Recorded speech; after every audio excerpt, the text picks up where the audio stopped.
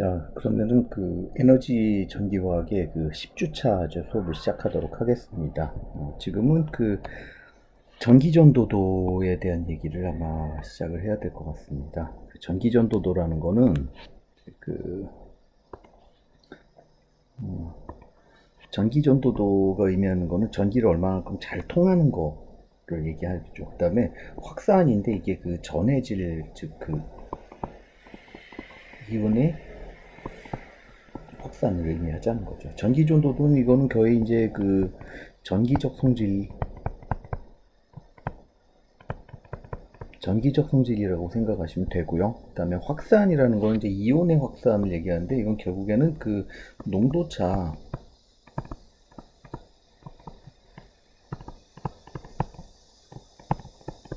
농도차에 의한 확산을 이제 한다라는 거죠. 그 다음에 전기전도도 이제 이 얘기를 이제 본격적으로 하겠습니다. 전기전도도는 그게 전기적으로 과연 이제 전기가 어떻게 통하느냐에 대한 얘기를 이제부터 시작해 보도록 하겠습니다. 좀 전기적인 얘기를 하고 아마 이번 주는 좀 간단하게 넘어갈 생각입니다. 네.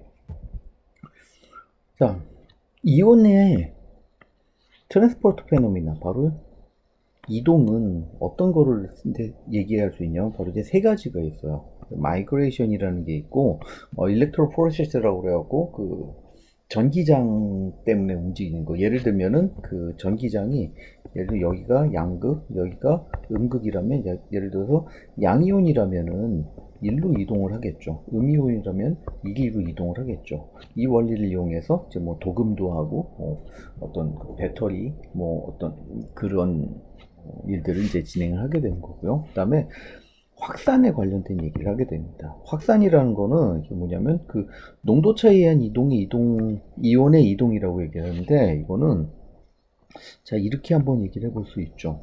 여기에 어떤 물질의 농도가 1지점, 1지점이 있고 여기가 2지점이라고 얘기를 합시다. 1지점과 2지점 사이에 이온이든 어떤 물질이든 농도가 높다면은 농도가 낮은 쪽으로 이런 농도 구배를 가지게 되고 그 다음에 농도가 높은 쪽에서 농도가 낮은 쪽으로 이동을 하게 됩니다. 근데 이거는 역시 그냥 보통 일반적인 전기를 띠지 않은 그런 이온이 아닌 물질도 마찬가지지만 이온의 경우도 농도가 높은 곳에서 농도가 낮은 곳으로 이동하려는 그런 경향은 어떤 물질이든지 다 있습니다. 그 역시 이온도 이렇게 가지고 있다라는 걸 여러분들이 알아두시게 되고 그 다음에 컨벡션이라고 하는데 우리말로 하면 이제 대류가 되겠죠. 대류라면은 이게 무슨 뜻이냐 하면은 바로 용액의 자체 흐름. 그러니까 예를 들어서 자체 흐름이 예를 들어서 어떤 수질 정화를 하기 위해서 전기장을 걸어줘서 뭐 중금속을 이제 제거하는 과정이라고 얘기를 합시다. 그렇다면 이렇게 되겠죠. 여기 뭐 예를 들면 플러스 마이너스 극으로 이루어지고 이 방향으로 용액은 중금속을 함유하는 용액을 이동을 하든지 아니면 어느 방향으로 이동하든지 어쨌든 용액은 이동합니다. 이거 자체에 그러면 이온 자체의 흐름도 결국엔 모든 거 여기에 영향을 받는다라는 거죠. 혹은 애지테이션이라고 그러는 건 뭐냐면 이제 섞어주는 거죠. 섞어줄 때 어떤 식으로 어떤 흐름이 있는 거죠. 그래서 이온 역시도 일반적인 물질에 있어서는 확산하고 확산과 컨벡션 이 두 가지인데 이온 같은 경우는 이게 추가된다라는 거죠. 마이그레이션이 추가된다라는 거죠. 그래서 전반적인 흐름은 이 세 가지 모두를 다 가지고 있게 됩니다. 이 세 가지 모두를 가진 것을 바로 이번 시간에는 수식으로 표현한다라는 거죠. 뭐 대표적으로 디퓨전 같은 경우는 피게 법칙을 쓰겠죠. JA는 마이너스 T D 거리 이런 거를 쓰는 거가 되겠고 그 다음에 이거는 아마 농도 곱하기 아마 유속 V는 유속이 되겠죠. 그 다음에 마이그레이션은 조금 바로 이제 이거는 이제 전위죠. 전위가 포함되어 있는 어떤 그런 텀인데 이거를 지금 당장 수식으로 설명하진 않을 겁니다. 지금 얘기하면 좀 복잡하니까 요런 식의 어떤 여러분들 이거를 이런 개념을 가지고 이 챕터를 이제 시작을 해야 되겠습니다. 그래서 다시 한번 정리해 보자면은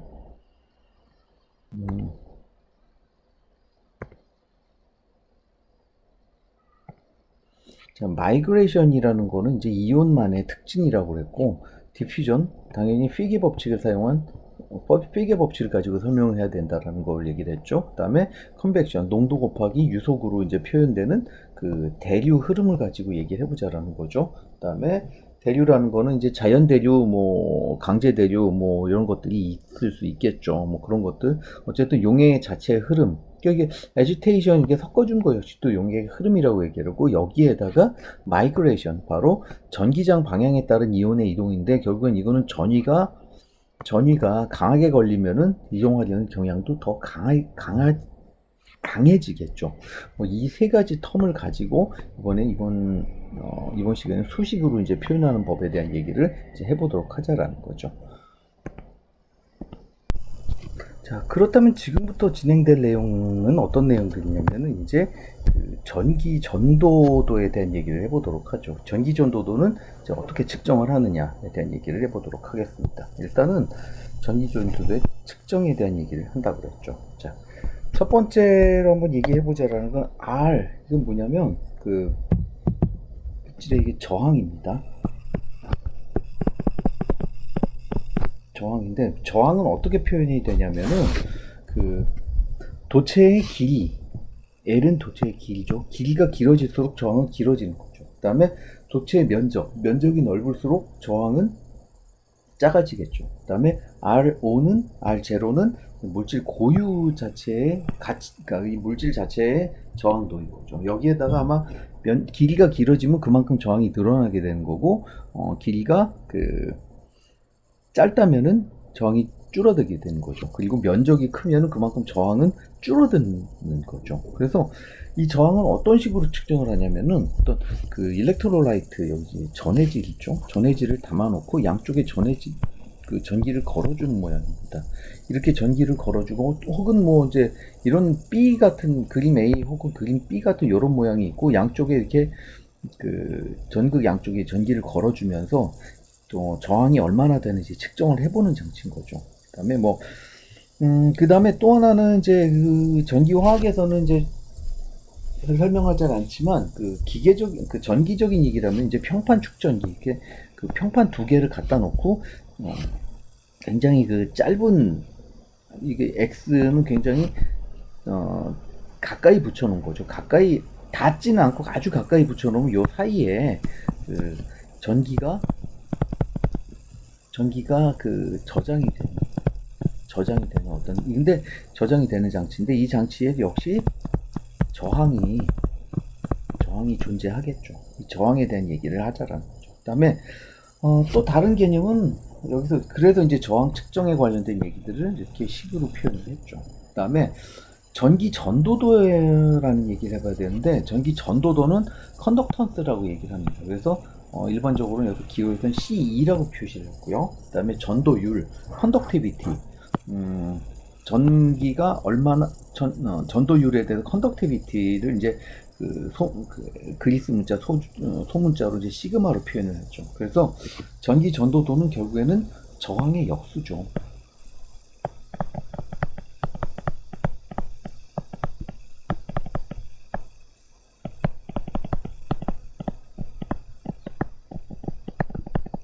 저항이 작을수록 전기가 전달이 잘 된다라는 거를 의미한다라는 거죠. 그 다음에 전도율이라는 놈은 뭐냐면 바로 전도율에다가 이거죠. 전도율에다가 결국에는 자 아까 여기 나왔죠. 이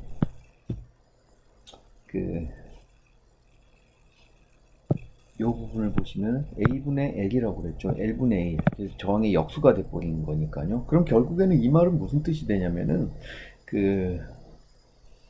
아까 R은 A분의 L, R0라고 했는데 C2는 R분의 1이라고 했으니까 그럼 이놈은 어떻게 되겠죠? 바로 여기 L이죠. 소문자 L. 그 다음에 이놈이 시그마 이 식을 갖다 그대로 써보면은 아마 L분의 A 넣고 R0분의 1이라고 그랬죠. 근데 이놈이 바로 요게 시그마인 거죠. 그럼 결국에는 그 전도율, 그 컨덕티비티라는 놈은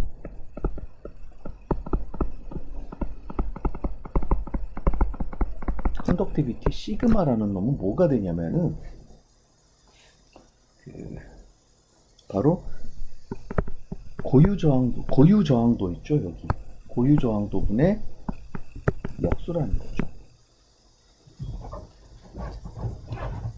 그래서 이제 전기 전도도와 전도율에 대한 개념을 여러분들이 여기서 확실히 똑바로 이해를 하고 있어야 됩니다. 특히 이제 가장 그 컨덕티비티는 앞으로 계속 나올 말이기 때문에 여러분들 굉장히 좀 중요시 여기고 이 부분에 대한 그 개념을 여러분들이 확실하게 좀 이해를 해주시기 바랍니다.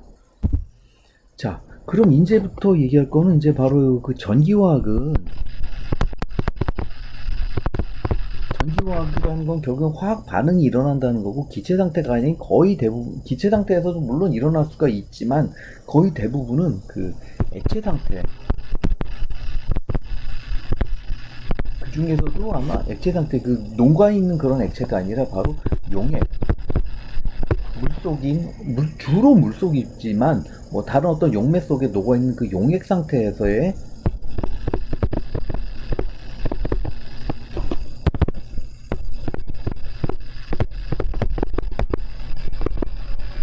용액 상태에서 벌어진 거의 대부분의 전기화학은 어떤 그 용액 상태에서 벌어지기 때문에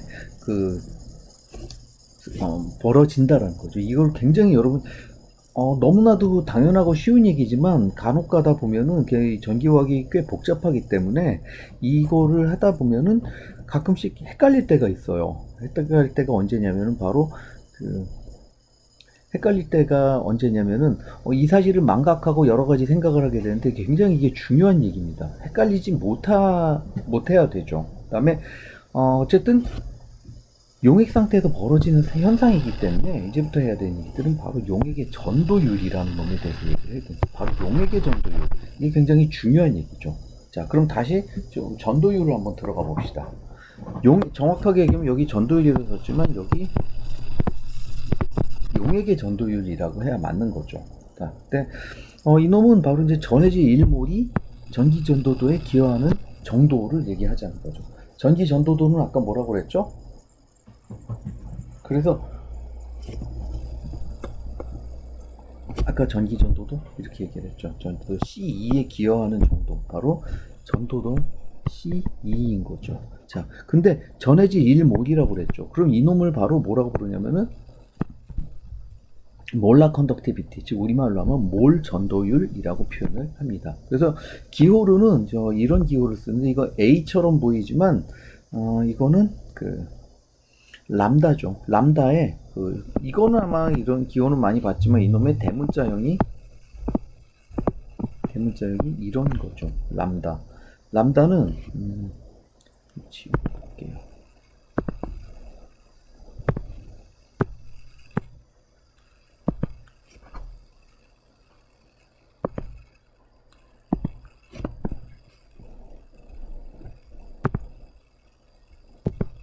람다라는 놈은 다시 그 C분의 시그마라고 그랬죠. 자, 시그마는 아까 전도도라고 그랬고, 자, 그럼 C는 뭐가 될까요? 여기서 보면 농도죠.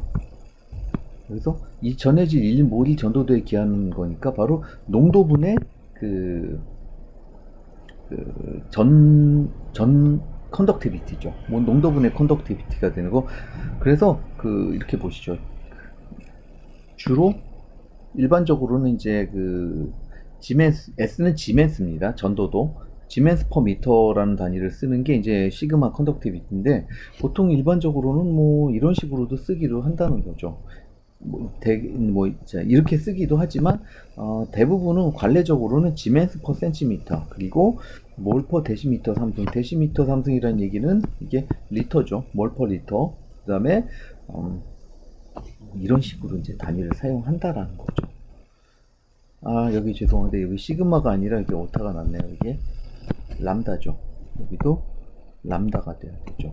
그 다음에 자, 그런데 전해질이라는 놈의 정의를 한번 또 얘기를 해본다면, 전해질이라는 건 결국엔 이온이 물속 어떤 그 용매 속에 녹아있는 놈을 바로 이제 전해질이라고 얘기를 했습니다. 근데 전해질이라는 놈은 또 종류가 두 개 있죠. 강전해질과 약전해질이라고 얘기했는데, 강전해질이라는 거는 일단 용액 속에서 어떤 그 용매 속으로 그 용질이 녹아 들어간 거죠. 녹아 들어가면서 이온이 생겼는데 거의 대부분이 이온화되는 놈들은 이제 그 강전해질이라고 얘기하고, 일부만 이온화되는 놈을 약전해질이라고 얘기를 합니다. 강전해질과 약전해질. 그래서 강산하고 간염기가 이제 여기가 얘기가 되고, 그다음에 약전해질이라면은 대부분 약산과 약염기 입니다. 근데 여러분이 여기서 좀 잠시 좀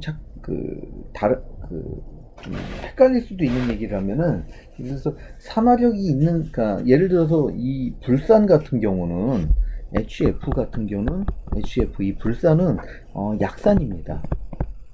강산이 아니에요. 근데 강산이 아니지만 문제는 이제 그 산화력이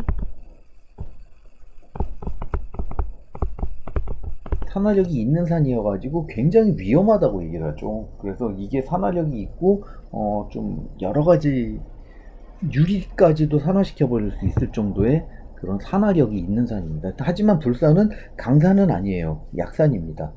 그래서 물에 녹았을 때 이놈이 물에 녹았을 때 전해질이, 즉 H 플러스와 F 마이너스로 이제 전해질이 이온이 생기지만, 이놈들이 많이 이온화가 되진 않지만 이놈이 굉장히 위험한 놈. 그래서 강전해질이라고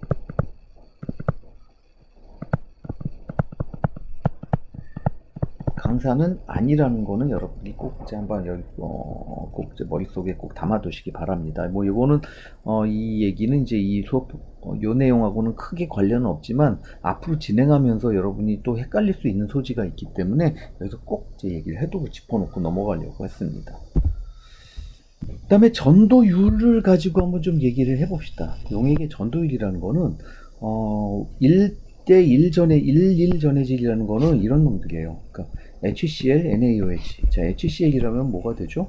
바로 H 플러스, 그 다음에 Cl 마이너스가 되죠. 그 다음에 NaOH는 Na 플러스 OH 마이너스. 그래서 하나하나씩 간다. 그래서 전해질인데, 그래서 전도율은 이게 양이온의 전도율, 그 다음에 음이온의 전도율을 전부 다 더한 거랑 같다고 보시면 됩니다. 그 다음에 일반적인 전해질이라는 거는, 이제 일반적인 전해질은 이렇게 좀 표현을 할 수 있어요. 이놈은 뭐가 되냐면, 누라는 건 뭐냐면 이렇게 한번 보시면 됩니다. 예를 들어서 몇 가냐 이건데, H2SO4라는 황산을 가지고 놓고 본다면 어떻게 되겠죠? 이게 두 개의 H 플러스 이온, 그리고 SO4의 마이너스 2가가 되죠. 그래, 이렇게 되는데, 자, 그럼 플러스라면 여기서 누 플러스는 이놈이라면 2가 되는 거죠. 그 다음에 이놈 누 마이너스는 1이 되는 거죠. 이렇게 좀 생각을 해보시면 되겠습니다. 그래서 이제 그 누는 요 누는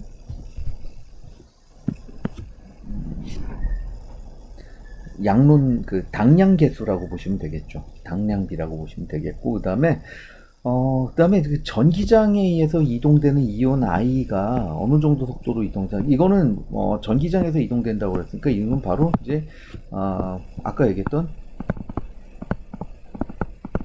마이그레이션을 가지고 하자는 거죠.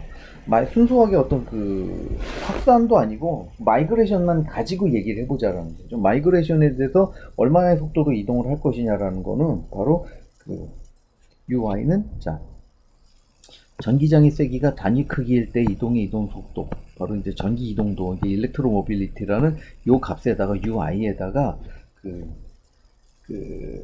파이는 전기장의 전압이죠. 전위차. 그러니까 아마 여기 이걸로 표현이 됐으니까 전위차가 되겠고, X는 거리가 되고, X는 자, 뭐 같은 말이 되겠죠. 자, 이렇게 되겠고 이렇게 설명을 하자라는 거죠. 그래서 그다음에 이럴 경우에 이제 그 람다, 그다음에 여기서 또 한번 얘기해야 될 게 바로 요 람다, 스모 작은 람다에 대해서 한번 얘기를 해보도록 하죠. 작은 람다라는 거는 뭐냐면은, 자, 양이온의 Z라는 얘기는 요 값들인 거죠. 요거. 그러니까 몇 가냐, 몇 개냐, 그 당량 개수죠. 당량 개수에다가 그 유속, 그 전기장의 단위 크기일 때 이온의 이동 속도 이거를 곱해주고, 여기다 페라데이 상도를 곱해준 값을 얘기하자는 거고, 역시도 똑같습니다만 여기서 절대값을 쓴 이유는 얘가 이온의 경우 얘는 아마 마이너스 값을 가지기 때문에 이 역시도 절대값을 써줘야지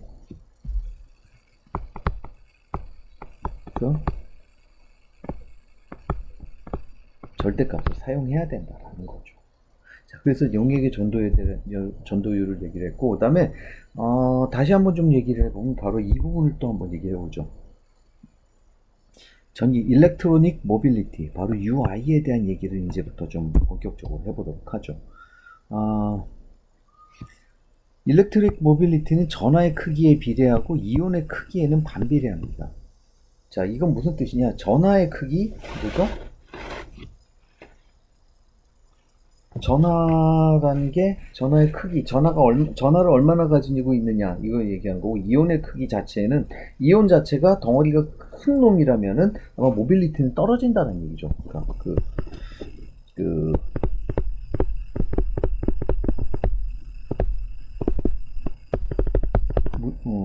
이온의 크기라는 게 그 움직이는 물체의 크기를 얘기하는 거죠. 결국엔 이 말은 덩치가 큰 놈의 그 이동은 아무래도 느리다라는 거를 얘기를 하자라는 거죠. 그 다음에 전하의 크기에 비례한다는 건 전기장이 강력하게 걸려 있다면은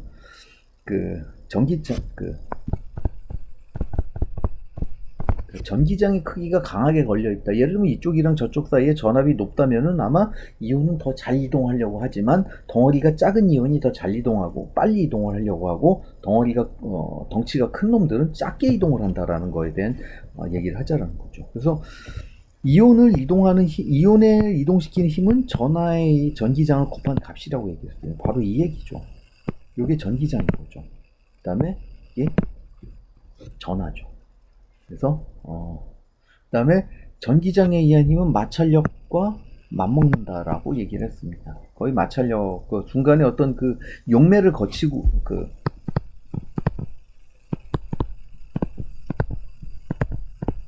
용매의 마찰이라고 얘기했죠. 그래서 전기장에 의한 힘, 전기장이 생각보다 굉장히 강하다라는 거죠. 그 다음에 이온은 일정한 속도를 유지하면서 이동을 하려고 합니다. 그래서 바로 이제 이런 식으로 표현을 한다라는 거죠. 저항값에다가 U 곱해주고 곱해준 값이다 라는 거죠. 그래서 UI는 이런 식으로 표현이 된다라는 거죠. 그 다음에 점도가 유체 속에서, 유체 속이라는 얘기는 뭐냐면은 용액이죠. 용액의 점도가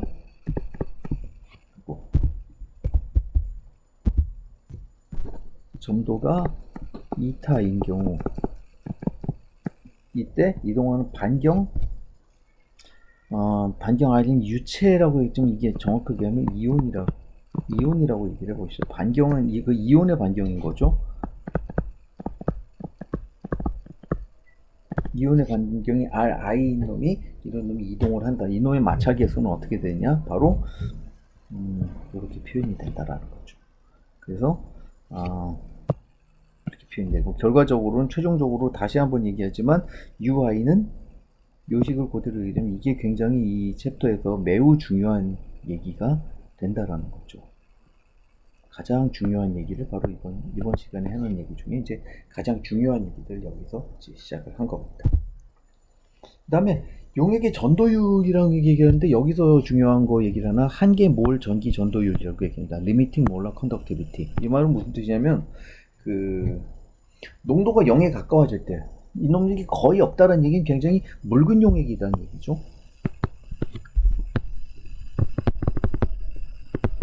묽은 요격에서 이동 이온의 제한을 안 받는 최대의 몰 전도값, 어떤 제한을 받지 않는다라는 거죠. 그래서 이 말은 거의 순수하게 어떤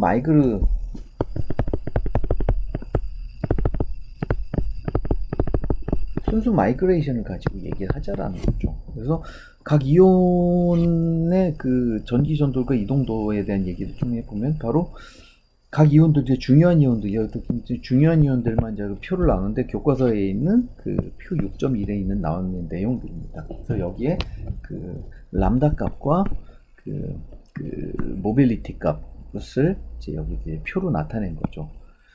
이건 굉장히 여러분이 나중에 좀 유용한 게 사용될 수 있을 거라고 생각을 합니다.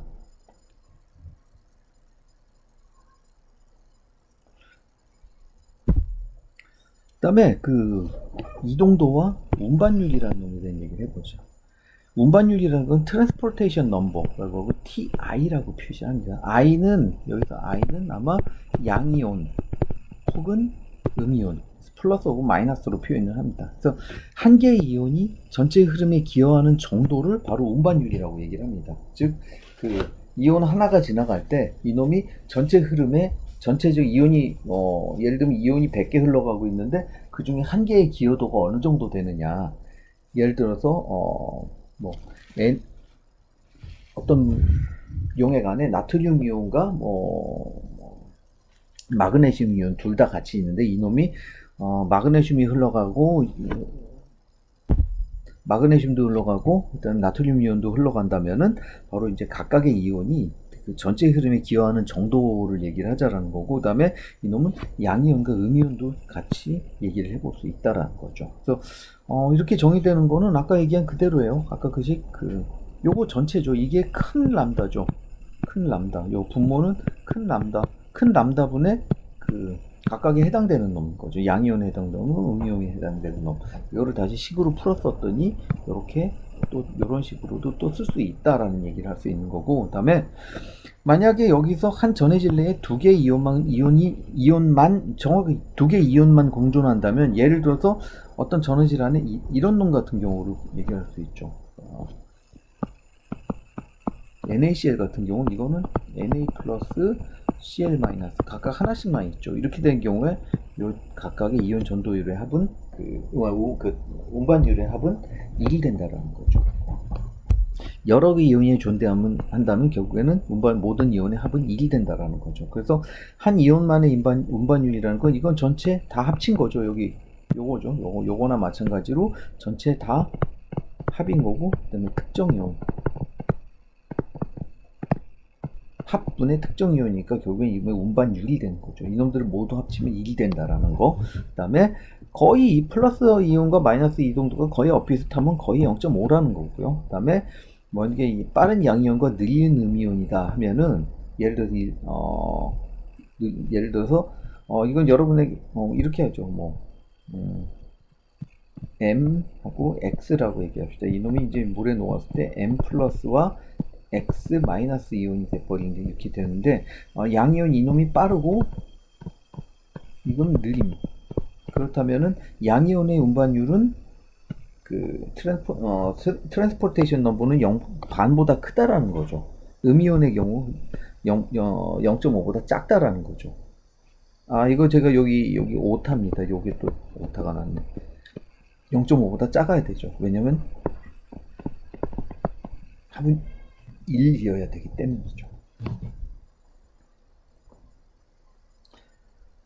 자, 그 다음에 이제 그 약전해질을 가지고 한번 얘기를 해봅시다. 이제 전해질 가지고 한번 얘기를 본다면, 약전해질이라는 거는 이제 전도율에 미치는 이제 전도율의 어떤 농도가 어떻게 영향을 미치느냐에 대한 얘기를 이제 해보도록 하자면은, 약전해질, 그러니까 굉장히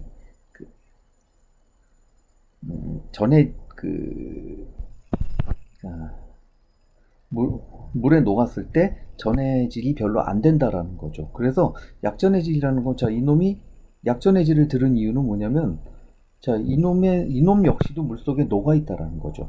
이놈 역시도 있고, 이놈과 플러스 이온과 마이너스 이온이 다 같이 공존한다라는 거죠. 그래서 이놈이 이제 이게 K는 평형상수죠.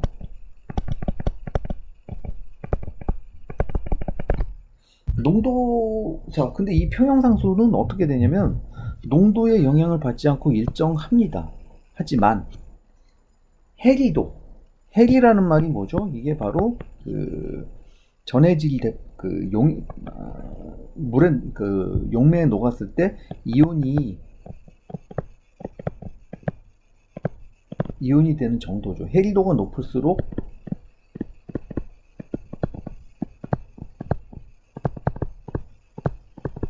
해리도가 높으면 강전해지게 된다는 거죠. 그래서 이놈 문제 좀 표시를 하자면은 전체적인 값은 뭐 이렇게 표시를 하겠죠.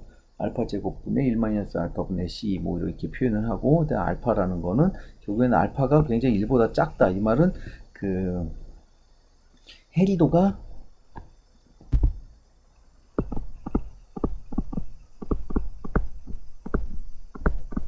작을 때를 의미하자는 거죠. 그래서 뭐 묽은 용액에서는 이제 알파가 1이라면 이때 몰 전조도를 이제 람다 제로라고 하면은 이제 람다 제로는 람다 알파 제로라고 이제 설명을 할 수 있다라는 거죠. 그래서 이놈 같은 경우를 바로 이렇게 한번 보죠. 전해질 농도에 따라서 몰 전도율은 어떻게 변하냐면은 전해질 농도가 높아지면 높아질수록 어떻게 되죠? 몰 전도율은 아마 낮아지게 된다고 얘기했죠. 여기서 낮아지지만 어느 이상 가면은 결국엔 다 똑같아진다, 이렇게 평평해진다라는 그림을 얘기를 할 수 있다라는 거죠. 그래서 농도는 이런 식으로 영향을 미친다라는 얘기까지를 하고 이번 주의 수업은 여기서 마무리 짓도록 하겠습니다.